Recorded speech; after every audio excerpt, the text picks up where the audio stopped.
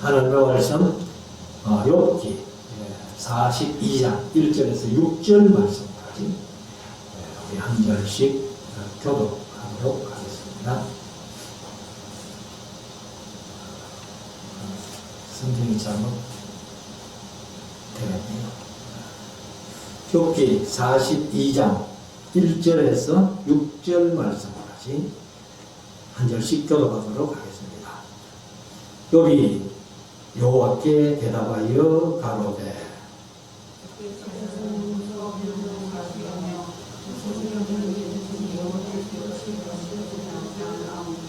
무지한 말로 이치를 가리우는 자가 누구니까? 내가 스스로 일을 말하였고 스스로 알 수 없고 헤아리기 어려운 일을 말하였나이다.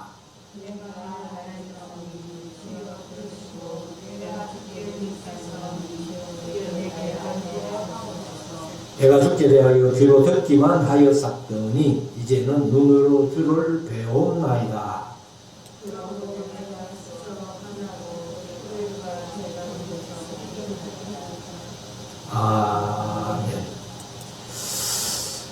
이제 우리 말씀을 묵상하는 시간인데요. 오늘은 욥기 42장 마지막 장을 우리가 보게 됩니다. 1장부터 욥이 재산 다 잃고 10자녀 한꺼번에 잃어버리고, 그리고 몸에는 정수리부터 발끝까지 약창이 나가지고 집에도 못 들어가고 재 묻으면서 기와 조각으로 몸을 끓는 그런 비참한 시험을 받게 됩니다. 물론 하나님 시험하신 건 아니에요. 하나님 허락하여서 마귀가 시험했다 하는 것을 우리는 잘 알고 있습니다. 그래서 이제 친구들이 위로하기 위해서 찾아와가지고는 그 욥의 모습을 보고 하도 기가 막혀가지고 피차 일주일 동안 말을 못하게 됐죠. 그러다가 욥이 3장에서 이제 자기 생리를 저주하는 그런 이야기를 하니까 4장부터 엘바스 빌닷 소발 이 세 사람이 8번에 걸쳐서 욥을 정죄하고 변론합니다.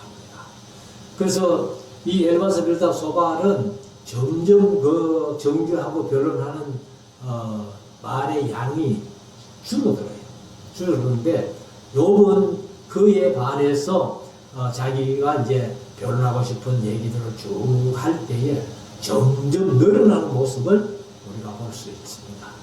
그래서 이제 25장에서 빌닷이 6절밖에 안 되는 짤막한 변론을 할 때에 욥은 26장부터 31장까지 길게 변론하는 모습들 우리가 보았습니다. 그리고 이제 욥과 엘바스 빌닷 소발 이 네 사람이 입을 다무니까 엘리후라는 젊은 사람이 32장부터 37장까지 또 한바탕 욥을 중지하면서 엘바스 빌닷 소발도 사자마 젊은 사람이 막 꾸짖는 그런 모습을 우리가 봅니다. 그리고 나서 이제 늘 강조해서 말씀드렸습니다만은 욥과 엘바스 빌닷 소발 엘리후까지 실컷 떠들다가 입을 다무니까 38장부터 하나님께서 말씀하시더라는 거예요. 그래서 우리가 사람이 입을 다물어야 하나님이 말씀을 하신다 하는 이 원리를 우리가 신앙생활 속에서 좀 우리가 제대로 이해하고 그렇게 실천했으면 좋겠다. 그래서 이제 38장, 39장, 40장, 41장까지 하나님께서 길게 말씀하신 다음에 이제 욥이 42장에 가면 1절부터 6절까지 욥이 이제 하나님의 음성 다 듣고 나서 말씀 듣고 나서 잠깐 얘기를 하고, 그리고 이제 하나님께서 또 세 친구들에게 말씀하신 다음에 그 뒤에 하나님께서 욥에게 각절의 복을 주신 그런 내용으로 이렇게 기록이 되어 있습니다. 그러면 1절부터 한번 보십시다. 42장 1절 욥이 여호와께 대답하여 이르되. 그러니까 입을 다물고 있을 때에 하나님께서 38장부터 41장까지 말씀하셨고, 그리고 이제 하나님의 말씀을 다 듣고 나서 욥이 하나님 앞에 한마디 한다는 겁니다. 그래서 2절에 가면은 주께서는 무소불능하시오며 무소불능하시오며 하는 것을 개정은 못하실 일이 없사오며, 못하실 일은, 그러니까 전능하신 분이라는 거예요. 그래서 못하실 일이 없사오며 무소불능하시오며, 무슨 경영이든지, 경영이 이제 개정은 계획이라고 했어요. 근데 하나님께서 이제 바울 서신에 보면은 그 경륜이라는 말을 썼잖아요. 경륜이라는 말이 바로 경영이에요, 경영. 그리고 여기 이제 개혁개정은 계획으로 이렇게 설명해요. 무슨 경영이든지 못 이루실 것이 없는 줄 아오니.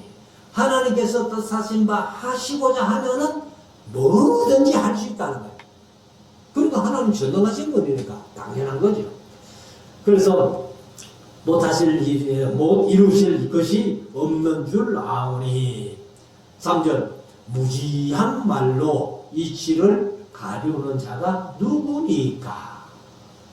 그러니까 자신들이 얘기한, 욥도 자기가 그렇게 엘바스 빌사 소발에 대해서 변론했고 이렇게 말을 많이 한 그런 자신의 말도 이치를 가리우는 자라는 것을 그가 깨닫습니다. 그래서 하나님 말씀 들어보니까 내가 한 얘기들이 다 잘못됐네, 그렇게 이제 느끼는 거죠. 그래서 내가 스스로 깨달을 수 없는 일을 말하였고, 스스로 깨달을 수 없는 일을 말했다는 겁니다. 그리고 스스로 알 수 없고 헤아리기도 어려운 일을 말하였나이다. 한마디로 말하면 하나님 말씀 들어보니까 내가 한 얘기들은 전부 헛소리에 불과하네요. 이 정도로 자기가 했던 얘기들이 이제 부끄러운 거죠. 자, 4절. 내가 하겠사오니 주여 들으시고 내가 두께 묻겠사오니 주여 내게 알게 하옵소서. 그러면 이제 하나님의 말씀 들어보니까 나도 하나님 앞에 좀 말씀 드리고 싶습니다. 내가 말하는 말에 귀를 기울여 들어주시고, 또 내가 주께 물어볼 일도 있어요. 그러니까 묻는 말에 내게 좀 알게 하옵소서. 5절. 내가 주께 대하여 귀로 듣기만 하였사더니. 사실 내가 주께 대하여 하는 말은 원어에는 없어요. 원어에는 없는데 이제 우리 할아버지 번역하면서 4절에 내가 말하겠사오니 주여 들으시고 내가 주께 묻겠사오니 주여 내게 알게 하옵소서 하는 그런 말을 이어서 이제 내가 주께 대하여 귀로 듣기만 하였다는 거예요. 그럼 하나님을 완전히 육신의 눈으로 못 보잖아요. 그래서 귀로 듣기만 하였사오니 이제는 눈으로 주를 배웠나이다. 형상이 눈에 보이지는 않지만은 하나님을 체험했다 그 말이에요. 그래서 제가 강좌할 때 여러 말씀을 들었습니다만 우리 믿음이라는 것이 한 서너 단계를 얘기할 수 있다. 그러니까 첫째는 조건적인 믿음. 하나님 이렇게 해주시면 내가 하나님 믿겠습니다. 이게 처음 초신자 때는 그런 경우가 많지요. 그리고 이제 좀 신앙생활을 오래 하다 보면은 이론적인 믿음.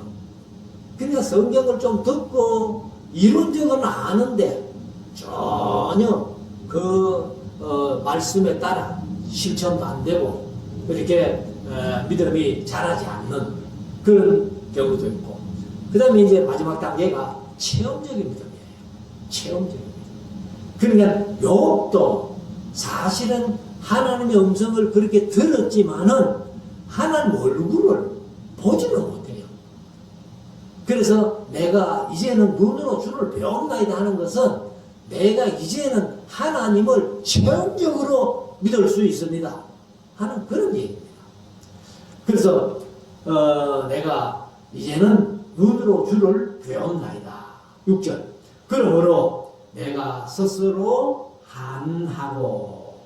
한하고 했는데, 이거 이제 개정에는 거두어 드리고 내가 했던 모든 말들 하나님 앞에 내가 헛소리에 불도 아니까 이걸 내가 다 거두어 드리겠습니다 이랬던 뜻인데, 히브리 원어를 보면은 마아스 하는 말이 거절하다, 멸시하다, 흐르다, 지나가다, 흘러나오다 이렇게 그런 뜻을 가지고 있습니다. 그러니까 내가 내 입에서 흘러나온 그런 말들을 이제는 다시 거두어 드리겠습니다 하는 그런 뜻이에요. 그래서 거두어 드리고 한하고, 스스로 한하고, 티끌과 제 가운데서 회개하나이다. 이게 이제 욥이 마지막으로 하나님 앞에 한 얘기예요. 그래서 오늘 제목을 이제 내가 스스로 하나고 회개하나이다 이렇게만 제목을 잡았습니다만, 여기는 욥이 이런 말을 이제 자기가 너무 힘들고 어려우니까 원인을 알 수 없는 그런 상황에서 자기가 악하게 산 것이 아닌데 왜 이런 고난이 오는지 하나님 앞에 한번 물어보고 싶고, 뭐 친구들이 위로한다고 와가지고 말하는 것들이 전부 욥을 정죄하는 말을 하기 때문에 하나도 마음에 안 들고, 그래서 욥이 하나님께서 나타나신다면은 하나님 내가 좀 왜 이런지 좀 하나님 앞에 따져보겠습니다 하는 그런 마음이었었는데, 따져보지도 못하고 하나님의 말씀을 듣고는 이제는 내가 한 말을 다 그냥 하나고 거두어드리고 스스로 티끌이 흙이에요 사실은. 그래서 흙, 먼지 이런 뜻인데 티끌과 제 가운데서 회개하나이다. 그래서 회개라는 것이 사실은 뭐 우리가 이제 제 어릴 때만 해도 붕괴하면은 회개하라고 많이 부흥 강사들이 강조를 했습니다. 그래서 집회 한 주간 하면은 첫째 날 월요일 날은 무조건 회개하라부터 시작해가지고 마지막 날은 이제 주님 재림하십니다.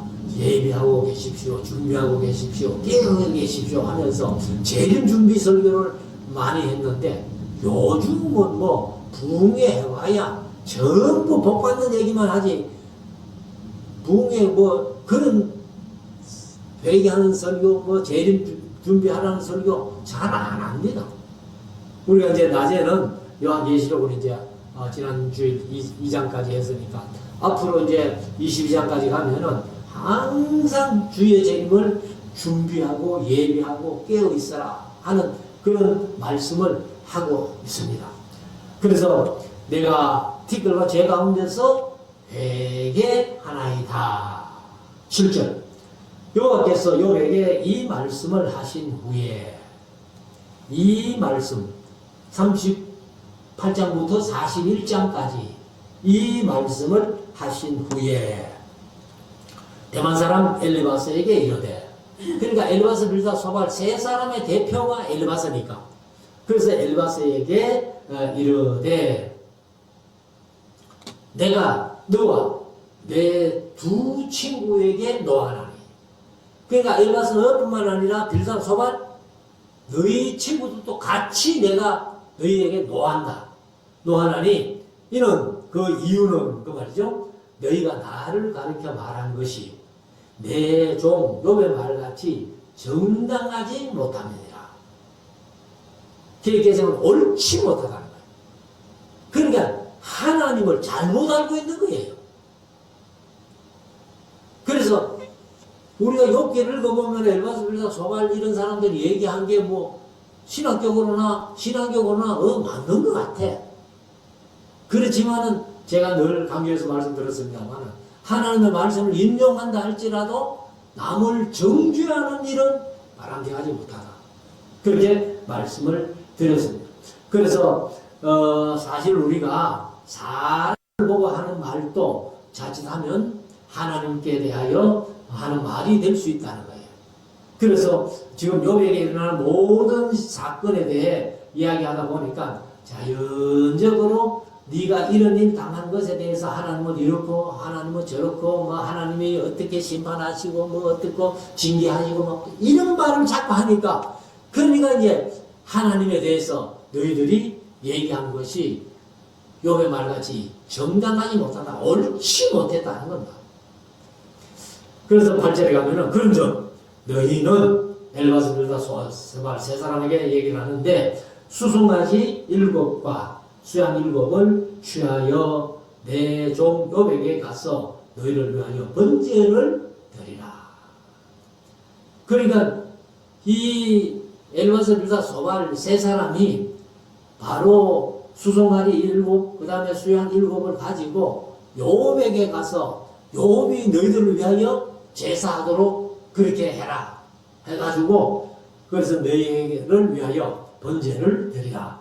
내 종 욥이 너희를 위하여 기도할 것인즉 내가 그를 기쁘게 받으리니 너희의 우매한 대로 우매한 말은 이거는 아주 어리석다 그 말이야. 어리석은 대로 너희에게 갚지 아니하리라. 이는 너희가 나를 가르쳐 말한 것이 내 종 욥의 말같이 정당하지 못함이니라. 그래서 우리가 하나님을 가르쳐 말한 것, 사람을 가르쳐 말한 것 가지고는 시비하지 않습니다. 하나님을 가르쳐 말한 것이 상당히 있었는데 뭐 엘바스 빌다 소바 욥도 마찬가지고 조심해야 되는 거죠. 그래서 우리가 하나님에 대해서는 함부로 말씀에 있는 것은 우리가 하나님을 바로 알아가기 위해서 하나님은 이런 분이시나 이런 분이시다 할 수 있지만은 우리가 내 생각에 하나님은 이런 분일 것이다 그런 얘기는 좋지 않다는 거예요. 그래서 욥에게 이제 수송아지 7과 수양 7을 갖고 가가지고 욥이 너희를 대신해서 내게 번제를 드리도록 해라. 아마 번제가 속죄제 형식이겠죠. 그래서 너희를 사하여 주겠다 이렇게 말씀을 하신 겁니다. 자 9절 이에 대만 사람 엘바스와 수아 사람 빌닷과 나아마 사람 소발이 가서 여호와께서 자기들에게 명하신 대로 행하니라. 수양 7과 수송아지 7을 욥에게 갖고 가가지고 욥이 이들을 대신해서 하나님 앞에 제사하게 번제를 드리게 했다. 그래서 여호와께서 욥을 기쁘게 받으셨더라. 욥이 친구들 대신해서 제사할 때 번제를 드릴 때에 그 번제를 하나님이 기쁘게 받았습니다. 10절 욥이 그 친구들을 위하여 빌매 욥이 너희를 위하여 기도할 때에 내가 너희를 사해주겠다 이렇게 말씀하신 대로 욥이 친구들을 위하여 빌매 기도할 때 그 말이죠. 여호와께서 욥의 곤경을 돌이키시고 그러니까 이제 이 엘바스 빌다 소발도 욥을 정죄하는 일들을 잘못이다라고 얘기했고 욥도 사실 뭐 자기가 의로움을 이렇게 좀 나타내는 그런 말들이 많았는데 근데 이제 욥도 회개했고 엘바스 빌다 소발도 욥을 정죄하던 일을 그 잘못됐다는 것을 하나님께 지적해 주시고 수송아지 7과 수양 7을 가지고 이제 번제를 욥이 드리고 나니까 그러니까 이제 번제를 기쁘게 받았었다는 것은 다 용서해주고 해결했다는 그 말이에요. 그렇게 하니까 하나님께서 욥의 모든 공경을 이제 거두어 주십니다. 거두어 주셨는데 그래서 공경을 돌이키시고 욥에게 그 전 소유보다 갑절이나 주신지라. 1장에서 이제 욥이 그 재산인 갖고 있는 거 다 잃었잖아요. 다 잃었던 거. 그게 이제 꼭 갑절이에요. 여기 이제 우리말이 갑절 갑절이라고 또 하고 곱절이라고 돼요. 근데 갑절과 곱절은 같은 말은 아니에요. 갑절은 뭐예요? 요거는 2배입니다. 2배. 그런데 이제 3배, 4배, 5배, 2배를 빼고 3배, 4배, 5배 이렇게 그 이상은 곱절, 3곱절, 4곱절, 5곱절 이렇게 하는 거예요. 그래서 이제 갑절이나 주셨는데 이에 그 모든 형제와 자매와 및 전에 알던 자들이 욥을 알던 자들이 다 왔어. 그래 욥이 정수리부터 발끝까지 학창이 나가지고 막 죄묻으면서 쥐가 쪼고 그러고 그 가령 불을 끓고 있을 때는 친구들 다 떠나가고 아는 사람들 다 떠나가고 심지어 자기 아내도 그래도 당신이 순전을 지키겠느냐 하나님을 욕하고 죽어라 할 정도니까. 근데 회복되니까 그 사람들이 다 함께 왔어.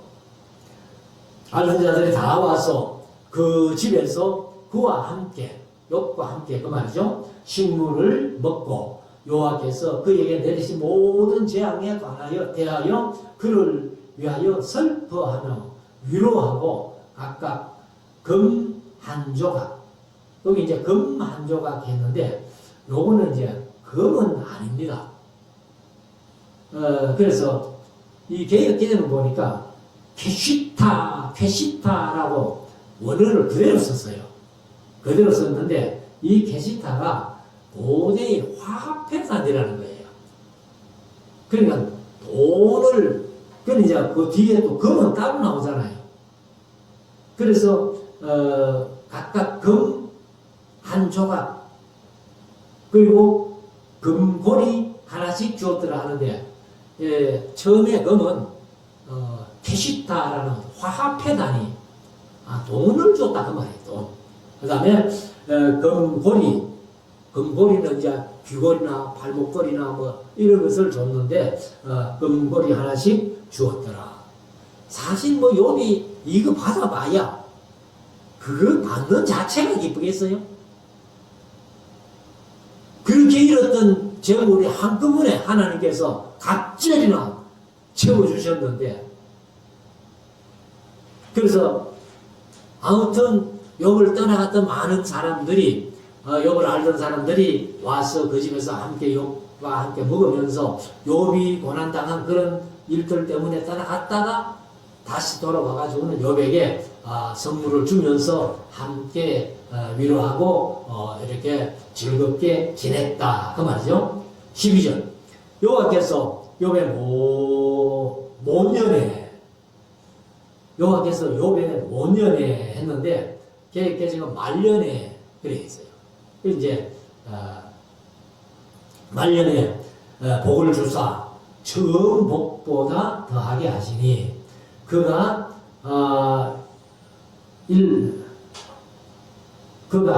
양 1만 4천과, 그러니까 1장에서 양이 7천이거든요. 7천이었는데 1만 4천과, 약대 3천 6천과, 본래는 1장에서 3천이었는데 6천으로, 그 다음에 소 1천 결이와, 결이는 한 마리가 아니에요. 2마리가 한 결이에요.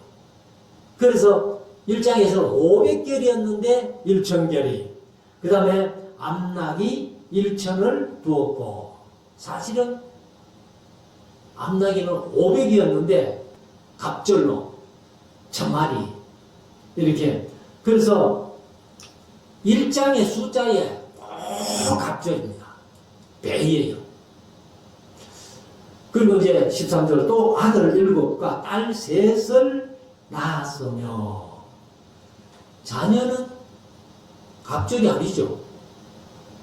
10명 있다가 10명 죽고 10명 낳았으니까 본전이죠. 그렇지만은 우리가 하나님 나라 입장에서 보면은 욥이 자녀가 갑절이 됐잖아요. 갑절이 됐는데, 그래서 14절에 이제 그가 첫째 딸은 여미마라 하였고. 그러니까 이제 아들은 소개를 안 해요. 7이나 돼도 별로 소개가 없고. 그래서 이제 딸은 여미마라 하였고. 그 여미마가 이름의 뜻이 비둘기라는 뜻입니다. 비둘기라는 뜻이고, 그 다음에 둘째 딸은 그시야라 이름하였고, 그시야는 계피. 계피가 이제 이렇게, 요즘도 계피 좋은 거 살라고 많이 애쓰죠. 이제 향료로 쓰고, 이렇게 음식 만드는 데 쓰고 하는데, 그 다음에 그시야가 계피입니다. 그리고 셋째 딸은 게렌하프이라고 그렇게 이름을 하였으며, 그러면 이제 게렌하프 하는 말이 눈꺼풀에 바르는 화장품 이름이라는 겁니다. 그래서 그 뿔, 광채, 언덕 이런 뜻을 가지고 있는데, 그래서 여미마, 그시야, 게렌하프 이 세 딸이요, 전국 중에서, 요거는 좀 전국 하면은 한 나라의 전국이라고 얘기하지 세계 전체는 아니잖아요. 그런데 이게 이제 원어를 보면은 모든 땅 위에서 그 말입니다. 그러니까 요즘으로 말하면은 미스 월드 진선미가 다 요배 딸들이었다는 거예요. 그래서 전국보다는 이제 폴 하는 말이 모든 전체 그런 뜻이고, 그 다음에 이제 에레츠 하는 말이 땅이거든요. 그러니까 모든 땅 위에서 이 여미마, 거시야, 게렌하프 이 요배 세 딸이 미스 월드 진선미 다 차지했다. 그래서 전국 중에서 요배 딸들처럼 아리따운 여자가 없었더라. 그 아비가 욥이죠. 그 아비가 그들에게 그 오라비들처럼 산업을 주었더라.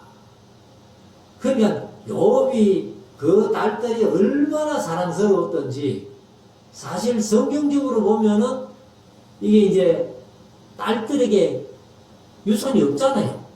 그런데 욥은 그 딸들이 얼마나 사랑스러웠던지 그 아들들하고 똑같이 상속을 했다 그 말이에요. 16절, 그 후에 욥이 140세를 살며 아들과 손자 4대를 보았고, 욥이 나이 넓고 기한이 차서 죽었더라. 그런데 이제 이 욥이 과연 몇 살에 어려움을 당했고 몇 살에 죽었다 하는 것이 성경이 없어요. 성경이 없는데, 여기 이제 70인역, 히브리어를 헬라어로 번역한 성경이 70인역이거든요. 70인역에는 보면은 욥이 240살을 살았다. 그러면 어려움을 당하고 140년 더 살았으니까 240년 살았다면 어려움을 몇 세에 당했다? 100세에 당했다. 100세에 당하고, 그리고 하나님께서 갑절에 재산을 또 주셨고 아들 7, 딸 3을 주셔가지고 140년을 더 살고 240세에 욥이 세상을 떠나게 됩니다. 그런데 이제 우리가 아브라함은 175세, 이삭이 180세, 그 다음에 야곱이 147세, 그러면은 창세기 시대 살면서도 욥이 좀 더 살았죠. 240세 같은 거. 그런데 이제 우리가 여기는 이 70인역본에는 240세를 살았다는 기록이 있어가지고 우리가 참고를 하지만은, 그는 이제 우리말 성경 가진 성경은 140년 더 살았다는 얘기만 있지 없어요. 그래서 이제 이 아브라함의 나이, 이삭의 나이, 뭐 야곱의 나이 이런 걸 비교해 보면은 욥이 조금 더 살았다 이런 것을 이제 우리가 한번 볼 수 있습니다. 그래서 우리가 이제 이런 욥기를 통해 가지고 이 세상을 살아가면서 사실 야고보서에 있는 말씀대로 하나님은 아무도 시험하지 않으셔요. 그 시험은 누가? 하나님의 허락하에 마귀가 시험하더라. 그래서 이제 고린도전서 10장 13절에 보면은 감당치 못할 시험은 하나님이 주신 적이 없다. 그래서 우리에게 어떤 시험이 와도 다 감당할 수 있기 때문에 주신다고 우리가 확신한다면은 이기지 못할 시험은 없다는 겁니다.